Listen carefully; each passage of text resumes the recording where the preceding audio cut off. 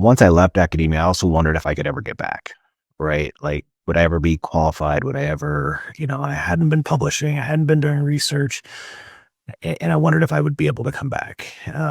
Anybody who's listening that has that same question, I guarantee 100% yes, you can always come back.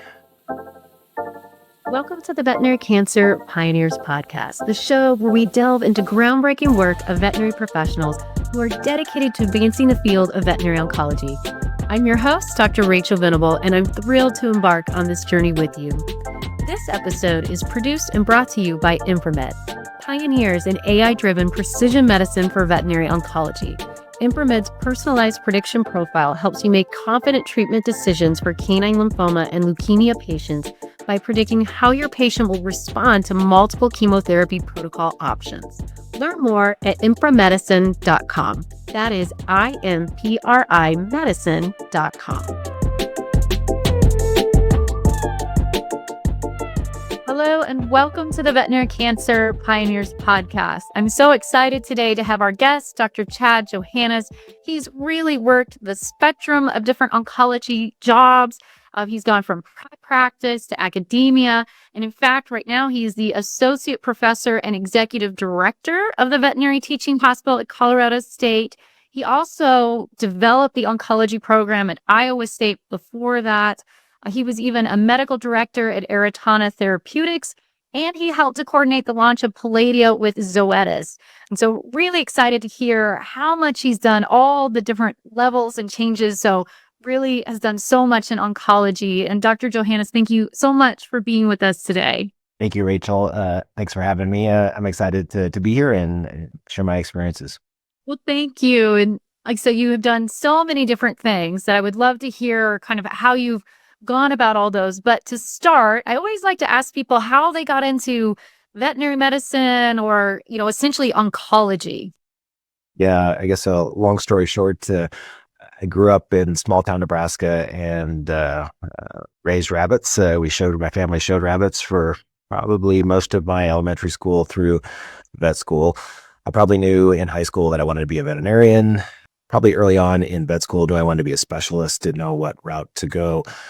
Did my internship here at CSU, really enjoyed specialty medicine and kind of got immersed in that experience as you do as an intern, but always had this dream of owning my own practice back home in Nebraska. So I actually took a year off and worked in a large primary care practice in Lincoln, Nebraska, thinking that someday I'd want to own my own practice. I knew pretty quickly that I missed that specialty aspect. And a year later went and did my medicine residency at Missouri. At the time I did internal medicine, that was the late 90s, and oncology was a fairly new specialty, and there weren't a lot of oncologists. And so you wondered, would you get a job? It's kind of strange to think that now when there's 100 openings literally on the ACO job board. But at the time, you didn't know. So I did internal medicine, thought about doing a second oncology one after that, but realized I needed to pay off student loans. So did internal medicine for a bit until I find my way to corporate and launching Palladia. And then I knew I wanted to do oncology only. So I went back and did my oncology residency at North Carolina State. That's awesome. I like how you kind of got a good mix of everything. Hearing you showed rabbits. I'm from the Midwest as well. Actually, we were just out there and saw the fair and 4-H where everyone was doing rabbits and their cows, goats. So I just love those classic things. Were you 4-H? Just out of curiosity. Yeah, lots of years in 4-H, lots of years at county fairs and state fairs, and it was fun. I don't miss the heat and the. It was fun, and it gives you that initial experience that motivates you to go on and do what you have to do to go to vet school. Yeah, I just love those memories because again, I share a lot of those being from the Midwest, and just going back, it was pretty nostalgic for me. So love all those things. Now, with the launch of Palladia, I guess so you were in academia, doing training in private practice.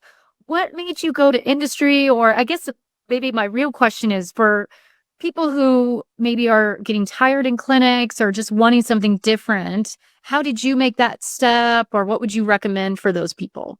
Yeah, my story, some internal medicine. I worked 2 years at Kansas State after I finished my residency as a clinical instructor. Made the jump to private practice in Kansas City, which was great. It was a busy practice. I don't think I had not learned those things that really help you manage your life and keep that balance. And I got really burned out in practice, and to the point where I did not want to be a veterinarian. And that scared me because I was only 4 years out of residency. And so I searched online, saw that a pharma company was looking for an internal medicine specialist. I connected with the recruiter who informed me it was Pfizer at the time, and they were launching two new drugs, which happened to be at the time Cerenia and Slantrol, and they wanted internal medicine specialists on board. And so she coached me. I flew to New York, my first time in New York City, for a 1 hour interview, and that began my adventure in corporate. And I spent the first 2 years traveling around the country, probably visited about 300 practices over the course of 2 years. I would usually fly out on a Monday and fly back on a Thursday and have 7 or 8 events while we were out there. Did a lot of speaking on lepto vaccine and Cerenia, vomiting cascade, all those good things. But that was my first kind of experience with drug development, with drug launch. I fell in love with Cerenia. All the initial data was so positive, and then you got it in people's hands and you saw how well it was working, and it was just a great experience to have that. After about 2 years, I got really burned out in traveling because travel was great. I saw lots of parts of the country, new places I'd want to consider living, new places I would never want to live. But what it helped me kind of shape what I wanted to do. And Pfizer at the time had a need to launch Palladia, and they thought it was going to be easier to train a specialist to be a marketer than a marketer to understand the specialty market. So even though I wasn't an oncologist, I was an internist. They knew I had an interest in oncology, and I made the move to New York to launch Palladia. So I think that if you have an interest in pharma and going that route or going in industry, really talk to those that are there and get their experience and get their stories and what they like, what's been challenging for them. Because I think it's important to know that before you make the jump. And then sometimes it's hard to break into that industry kind of network sometimes. And so connecting with those that are there, as well as I found having a recruiter that had those connections was really helpful. Actually, in both industry pharma jobs I had, my recruiter made those connections, and that helped facilitate things. And then once you're in and you have that network, then, just the way natural ebb and flow of where people move and what, positions they take at other companies, your network continues to amplify exponentially. And then you have a network that the opportunities become somewhat endless on routes you could go within industry, which is really cool. But sometimes breaking in can be difficult. And then, so I think having those connections to those that are there and hearing their experiences, as well as having a recruiter, were my avenues. No, recruiters certainly make sense. And I feel like there's more and more out there. I always see things on LinkedIn, right? They always want to connect. Yeah. So there's a lot of them out there. So that's a great resource for people. The other thing, hearing your story, it sounds like really you took a lot of bold moves, pretty brave, going from, being in practice, what you always imagined doing, not liking it. So taking a huge move into industry, traveling, moving to New York, would you say that just kind of changing it up really made a big difference for you? Is that something like if people are feeling kind of stuck, like maybe they just need to take a step out and change it up? I was maybe, I'm not a millennial by date of birth, but maybe I was a little more millennial than my parents and some of my mentors would have liked me to be, because I maybe moved jobs more frequently than they would have thought was wise at the time. What I found for me is I had to be someplace that I felt fulfilled, connected, like I was continually growing. And if that wasn't happening, it was hard for me to be engaged, and I had to find something that worked. And I think when I landed at Pfizer, that was the first time that I felt, wow, I love this. Like, this motivates me every day to get up. it's different than practice, but yet it's still veterinary medicine, and it's the other side of veterinary medicine. And it was so informative and educational to see vet med from the other side and understand the business dynamics of it, understand, how academia, industry, practice all. And that was, I started at Pfizer in '06.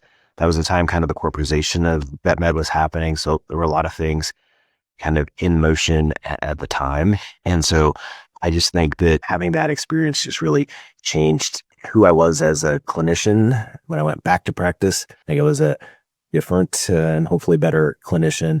I definitely have learned how to balance my life and my time and be more efficient. And I think for my residents, be more engaged in helping prepare them for what they were going to see down the road. I remember when I went to Pfizer in '06, a lot of my friends were like, "Oh, you went to the dark side," and "Oh, how could we practice?" My mom wondered how I could spend X number of years in all my steps of training that we all go through to not practice, because in her mind, if I wasn't practicing, I wasn't really a veterinarian. But when I left Pfizer in 2010, many of my friends were asking, "How did you get your job? What other opportunities are there?" I just think that doing you and doing what motivates you is important. And what my kind of movements along my career helped me do is give me the background, I think, to be successful where I'm at today. It gives me different perspective on things that I would not have had. I'll be honest, I never thought I'd leave academia. I never thought I would leave academia. I can 100% say the best thing I ever did was leave academia, get all those other experiences, and then come back. It gives me a much different perspective, I think, from where I would have had if I would have just kind of stayed here. So what you said about not wanting to leave academia, right now there is a shortage in academia, and you are one of the few that have gone from private practice back to academia. What is it about academia that you like so much? Yeah, that's a good question. I think that once I left academia, I also wondered if I could ever get back, right? Like, would I ever be qualified? Would I ever, I hadn't been publishing, I hadn't been doing research, and I wondered if I would be able to come back. Anybody who's listening that has that same question, I guarantee 100%, yes, you can always come back. You may have not been doing benchtop research. You may have not been doing, publishing a lot of papers, but what you have been doing in your clinical life is hugely valuable experience and is greatly needed in the university. And it's not a new challenge. It is an ongoing challenge, but it is becoming amplified. The challenge of recruiting and retaining faculty members in academia. And, I think when I went back to Iowa State after my time at Aratana, I think what kept me in academia and what interests me in pursuing, my current role in leadership is there's a lot of challenges for academic vet med. And the whole vet industry has changed a lot in the last 20 years. But academia hasn't, and this is just kind of across the board, clinical academic practice has not kept up with those changes. And now we find ourselves in a spot where if we don't make some pretty significant changes, we're going to become a relic. Really not meeting our students' needs, not meeting our residents' needs, and not meeting our patients' needs. And so I think what draws me here, I like, as you can see from my CV and all the job changes, I like building things. I like growing things. That's why I went to Iowa State. They were one of the last veterinary schools that did have an oncology program, didn't have radiation oncology. They had the resources to invest in it. And so it was a natural fit. It was close to home. What I find is that we have to think outside the box. We have to be creative on how we're doing things. So, we're looking at, it's not, yes, the salary gap is there, right? Depending on the specialty, it's wider for some than others. Universities are not going to consistently ever compete at a private practice level or a corporate practice level from salary. We have to build positions that people want to do. And I think what academia is realizing is trying to ask every clinician to do the traditional 3-in-1, teaching, research, clinics. It's a rare person that can do all three of those buckets well and enjoys doing them all well.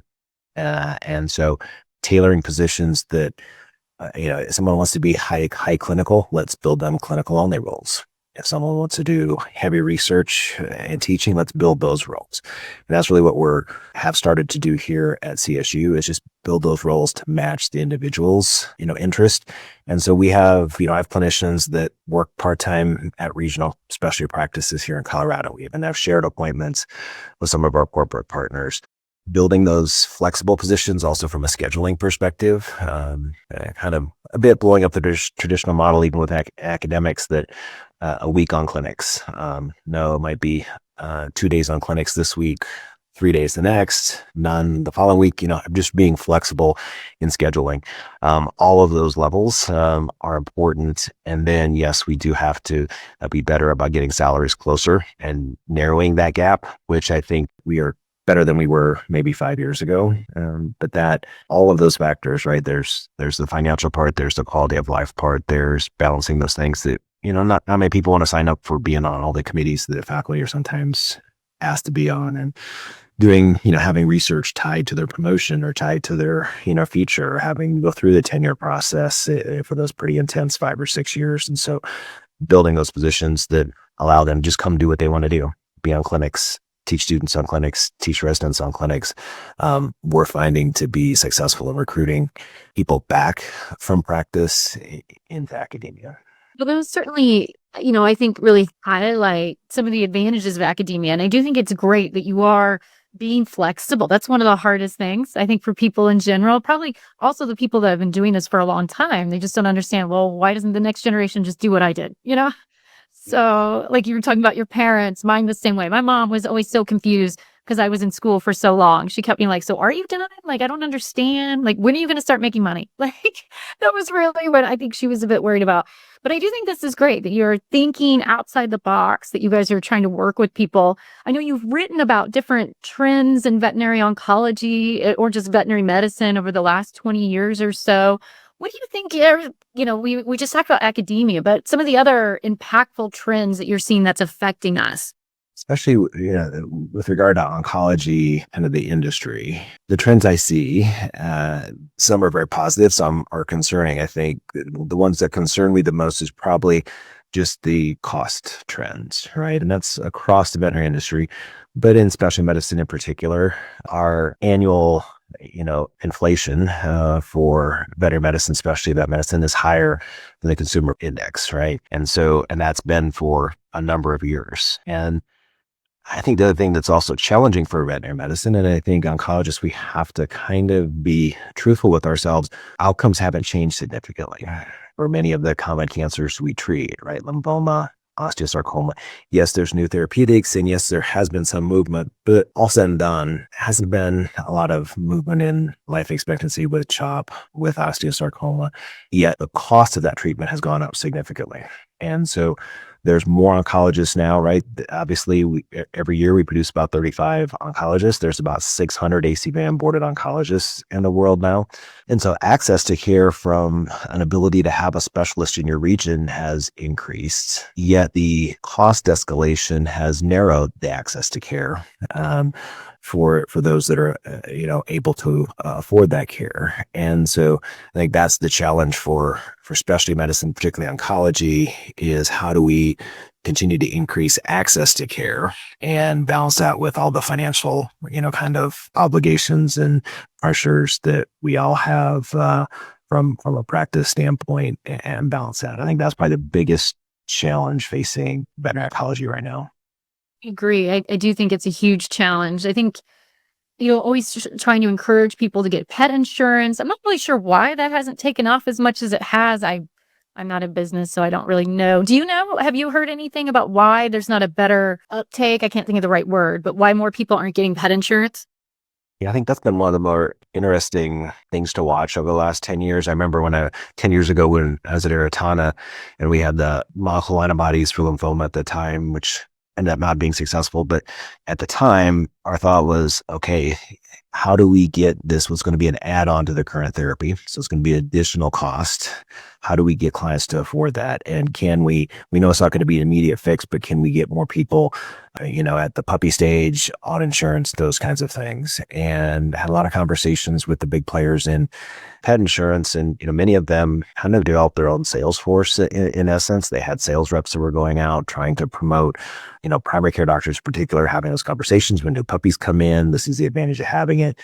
And I don't have a good explanation for why, especially compared to like Europe, where the insured rates are much higher. Why in the US, it's been a struggle. It's still less than 5% of dogs and cats are insured. So we are very largely a self-pay industry, and it's tough. I know that on the flip side, premiums have gone up significantly. So I don't know if the barrier's been, is there hesitation because if the uptake grew, right, and a large number of dogs and cats became insured, would the human model come into play where we had to get permission to do every diagnostic and a lot of administrative costs come back on the hospital? Is there hesitation from that regard? I don't know. But I think that is impacting specialty medicine in that so many dogs and cats are not insured, which then definitely changes that dynamic when treatment is needed. You mentioned that the price of especially specialty care has gone up quite a bit, especially compared to the consumer index. In the article you wrote recently, you had mentioned, I think 149% that it's increased over the last, I think 2 decades or so. What are your opinions? Why do you think that's happening? Are there other industries that, like human health, that's happening? Well, I think that the difference for us in human health is that like the way Medicare and Medicaid is structured, it kind of keeps an insurance. There may be a price here, but then when the ultimate, the write-off that goes to the insurance company when they negotiate their actual costs are different. On the human side, the margins are very narrow, like 1 to 3% profit margin on the human side. So it's a volume. Again, much of that is driven by Medicare, Medicaid, those kinds of insurance payer negotiations. On the veterinary side, I think part of the challenge has been that, that our margins have been higher because we don't have those insurance, Medicare, Medicaid things holding kind of a lid on prices to a certain extent. And so we've had more flexibility to increase prices, but sometimes I wonder, have we increased them too much in general? And I think that's the dynamic we face. Is there going to be some plateauing and flattening of prices?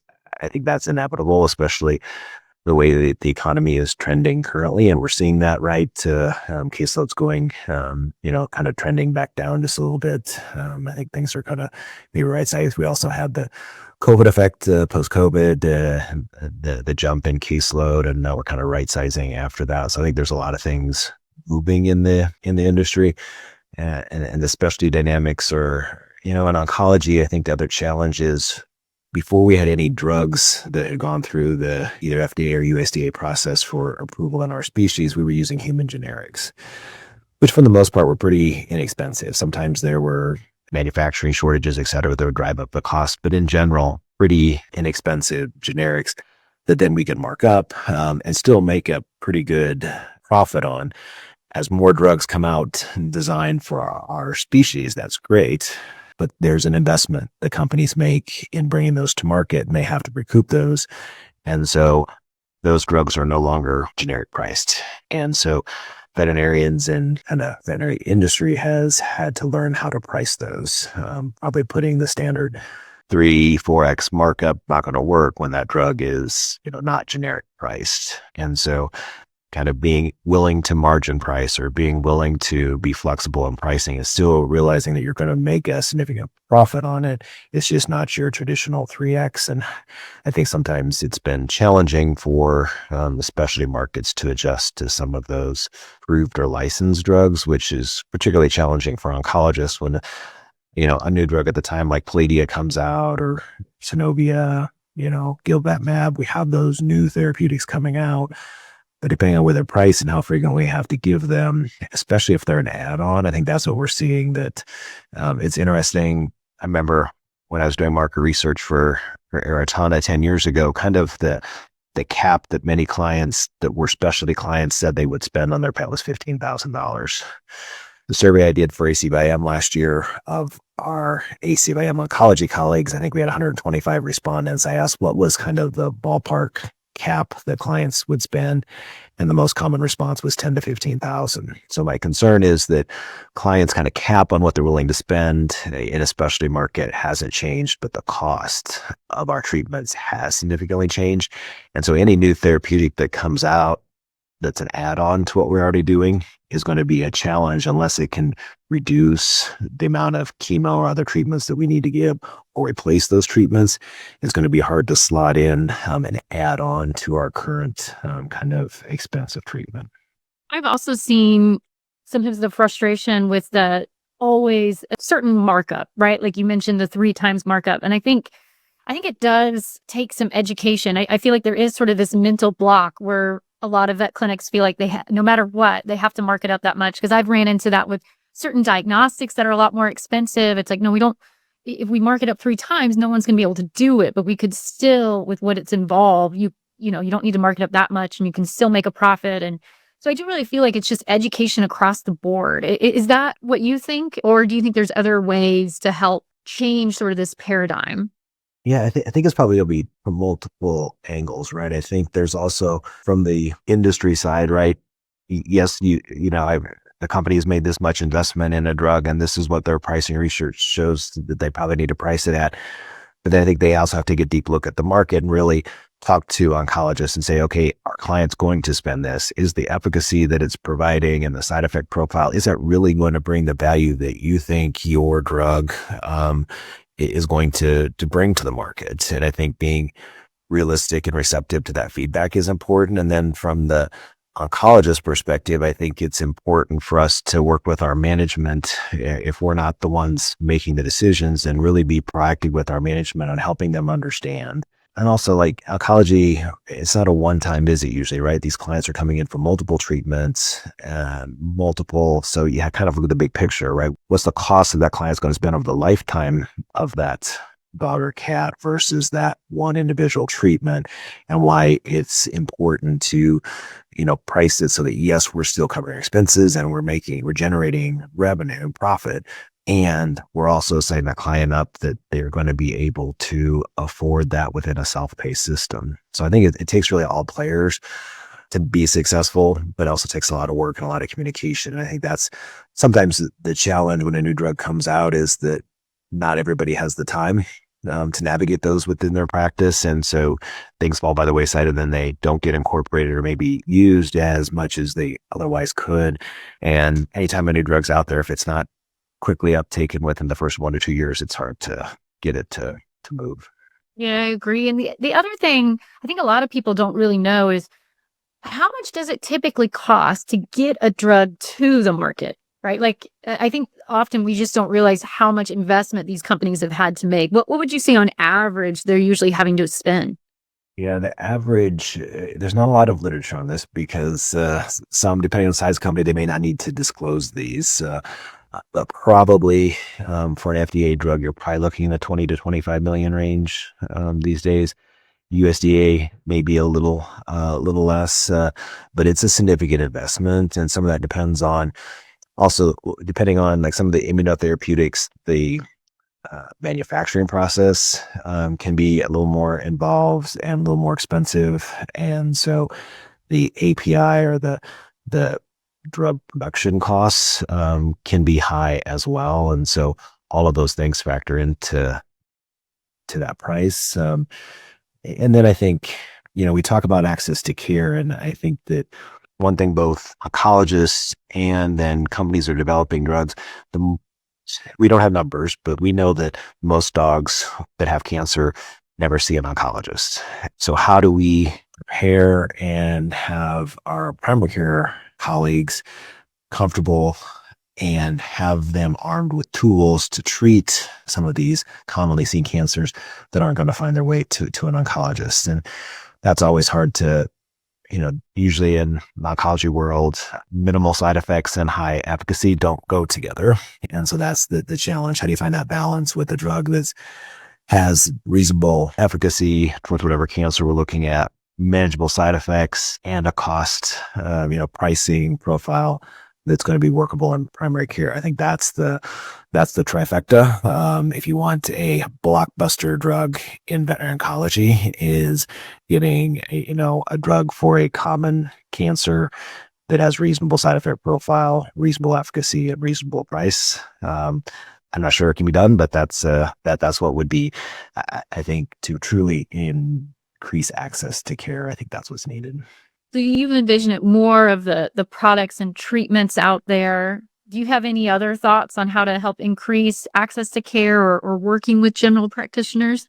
Yeah, I think the more we can continue, it's kind of like what we've always done, only maybe doing it more effectively as far as having those relationships so that I think, and I think thinking through and actually helping our primary care colleagues also know that, like, hey, if a dog can't come for lymphoma treatment and get chopped with us, what could you do in your practice? Can you do CCNU? Can you do Laverdia? Can you do, what can you do here? And these are things that you readily can do and manage, and give them, the short course on side effects and dosing, and these are the things, this is our monitoring schedule, and help them understand these are things you can do in practice and you can do readily.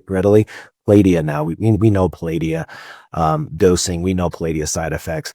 The primary care doctors could be using Palladia, but I don't think many are.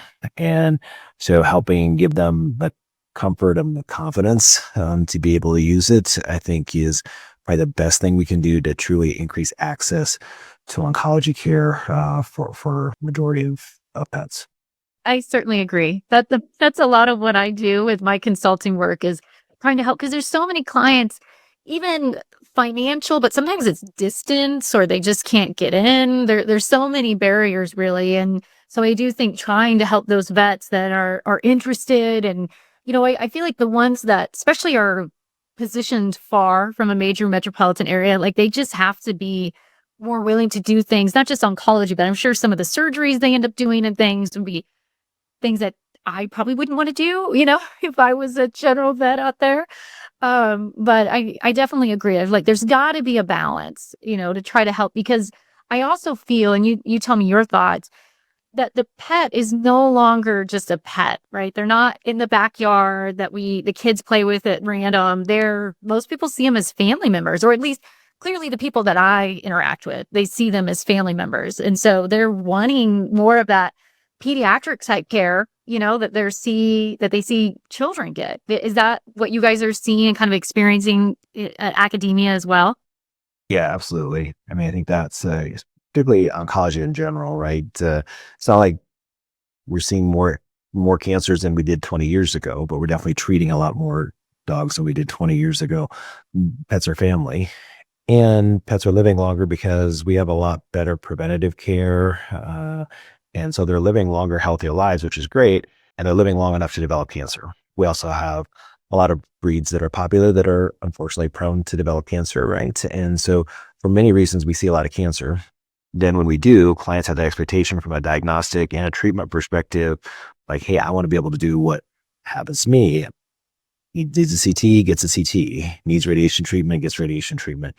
And so that is why I think we've seen the kind of explosive growth of oncologists and oncology specialty market and industry that we have in the last 2 decades. And then I think question I have is, and it's interesting. I remember when we launched Palladia, it was 2009. And so I spent most of 2008 tracking all the oncologists in the country. And at that time, there were 225 oncologists. Now there's 600. And mapping them out so I could show corporate leadership, like, here's all the oncologists are. Here's the growth trend from 1990 when kind of the specialty started through 09. And here's the growth trend. And I remember pretty distinctly, it was a 13% annual growth rate. And I'm like, hey, if this is your 401k, you'd be happy. Like, this is all good trends. And in 2009, I wondered, is this sustainable? Is this truly a sustainable path? 16 years later, I put the same graphic up there. The annual growth rate of oncologists is 11%. There are 600 oncologists and there's 100 job openings. So obviously that need is still unmet. But I think we are at an important time with the costs and the pricing, and case and access to care that we're going to see some adjustments, and we're going to have to kind of make some adjustments ourselves to kind of move forward, for the specialty. I totally agree. It is interesting how just the market is outpacing us, even though, like you said, we're growing. It's just not enough. So I do think that's an important area that we all really need to focus and lean into. But one other thing I wanted to ask you is you've had a lot of leadership positions, medical director at Aratana now, executive director at Colorado State, which is huge. So what would you recommend for veterinarians? I feel like we don't get a lot of leadership training generally. There's so much to learn in medicine. So what do you recommend for people as far as how to grow their leadership skills and how to get into leadership roles? Yeah, I think for me, probably my time at Pfizer and just being immersed in and surrounded, by leaders and being able to observe and grow was the best opportunity I had. Coming from a very clinical background where all I knew were clinics, and then being immersed, when I was at Pfizer, I was actually in the marketing side.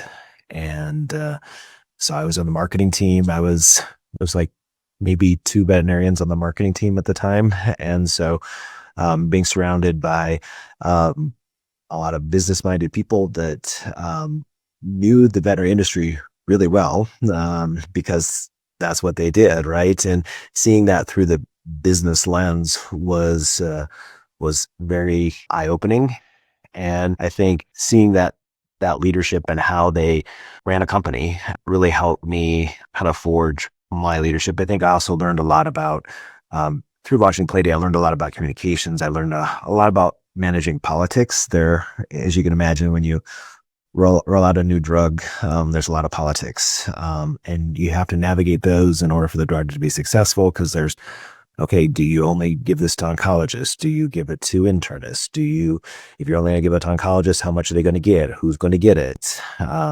Navigating all of those things, so you don't alienate your customers, taught me a lot about kind of what I do today about navigating internal politics and external politics and dynamics and how one decision is going to impact another. And I think it just kind of molds you into who you are. So I think surround yourself with people who are excellent, whether that's your leadership. I've always admired if I'm learning something every day from my leadership, that's the environment I want to be in. When I look to hire people, and I surround yourself with excellent people, don't micromanage them, let them be them, guide them, let them be them is kind of my motto. And I think it just kind of morphs you into kind of what leader you are and will become. I think it's hard for me to say, take the X course or read Y book. I think it's a culmination of things, and always being open, receptive to not only feedback from your team, feedback from your leadership, but also learning, as much as you can, from those experiences. Recently, we have a partnership with the University of Colorado Medical School, and they have an Institute of Health Quality, Safety, and Efficiency.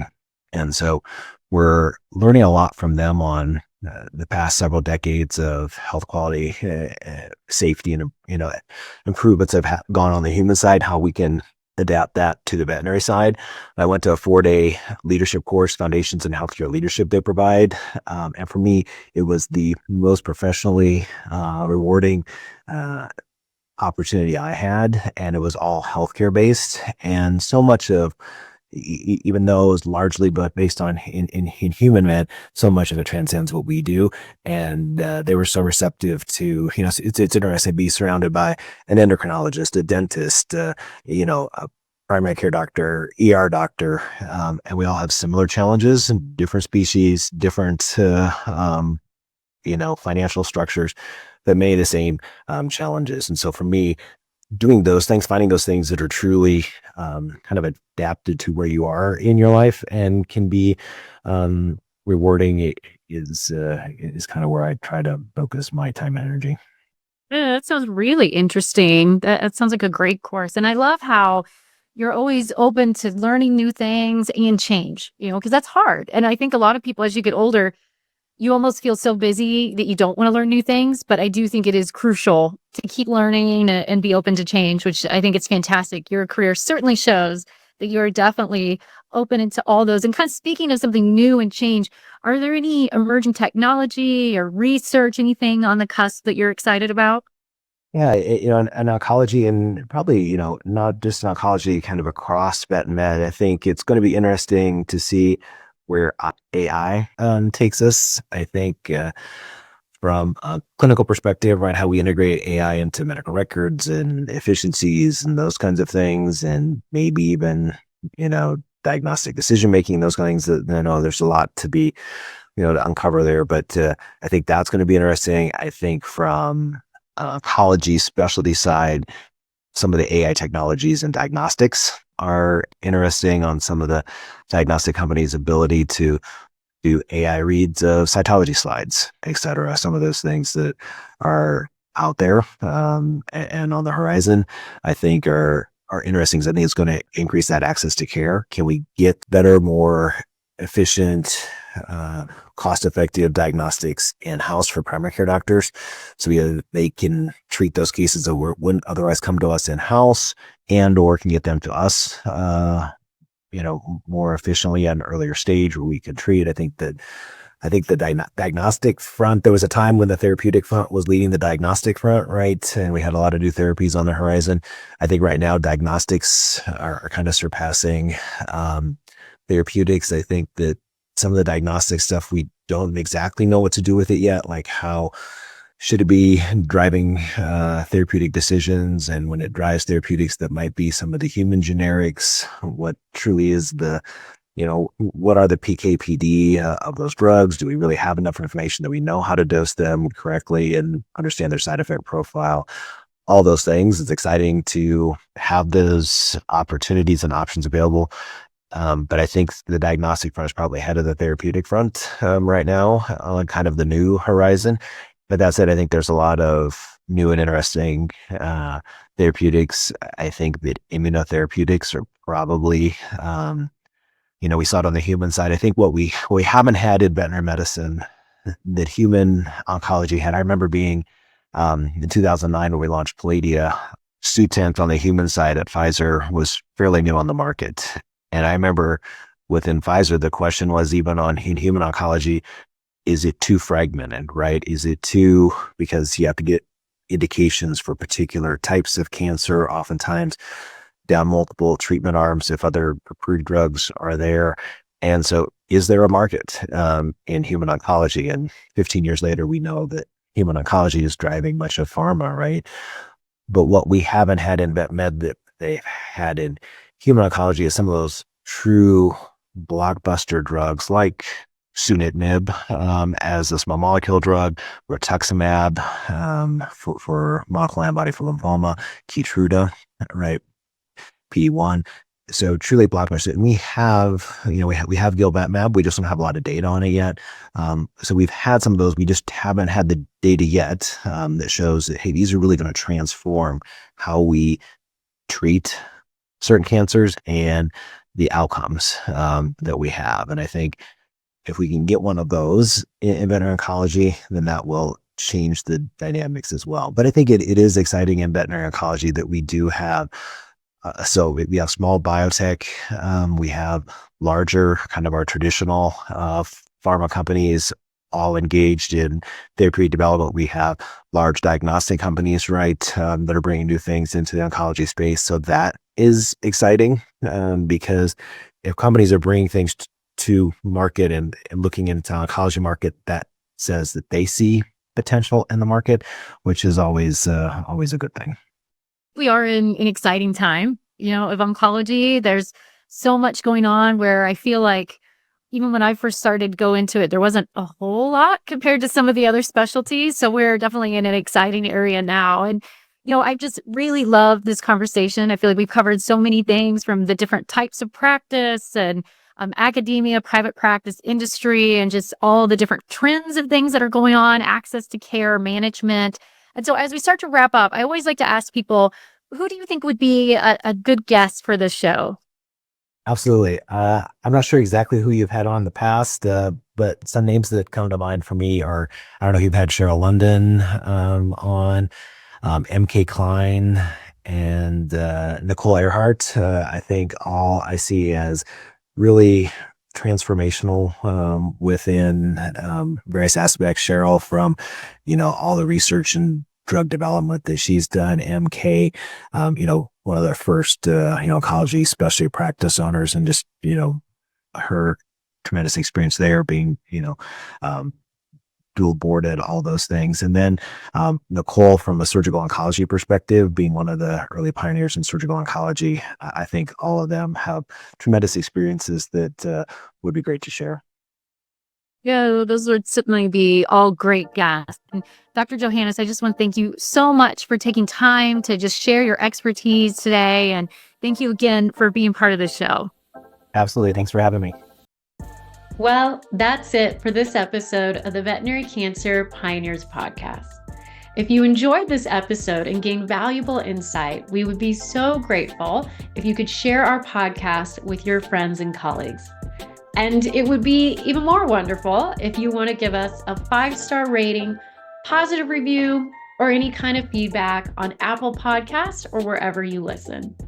The Veterinary Cancer Pioneers Podcast is presented to you by Invermed.